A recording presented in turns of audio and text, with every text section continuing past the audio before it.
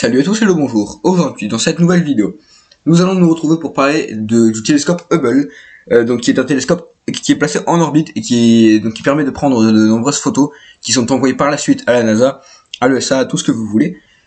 Donc, c'est un instrument de recherche qui est très important dans la recherche astronomique.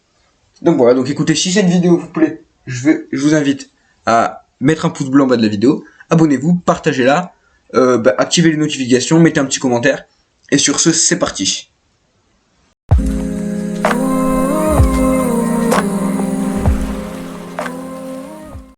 Donc le télescope spatial Hubble, c'est un télescope spatial qui a été développé par la NASA avec une grande participation de l'ESA.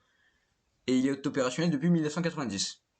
Son miroir de grande taille, qui fait 2,4 mètres de diamètre, lui permet de restituer des images avec une résolution angulaire inférieure à 0,1 seconde d'arc. Ainsi, sa capacité à observer à l'aide d'imageurs et de spectroscopes dans l'infrarouge proche de l'ultraviolet lui permet de surclasser pour de nombreux types d'observations les instruments au sol les plus puissants, qui sont handicapés par la présence de l'atmosphère terrestre.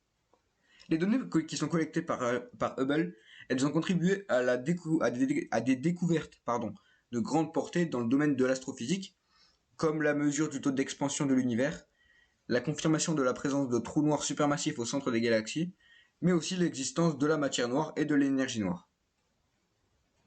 Le développement de Hubble, qui tient son nom de l'astronome Edwin Hubble, démarre au début des années 70. Mais des problèmes de financement, de mise au point technique et aussi la destruction de la navette spatiale Challenger, dont je vous ai parlé dans une précédente vidéo, elle est peut-être pas encore sortie, je sais plus, vont repousser son lancement jusqu'en 1990. Une aberration optique particulièrement grave est découverte peu après qu'il a été placé sur son orbite terrestre basse à 600 km d'altitude, soit à peu près 200 km au-dessus de l'ISS. Dès le départ, le télescope spatial avait été conçu pour permettre des opérations de maintenance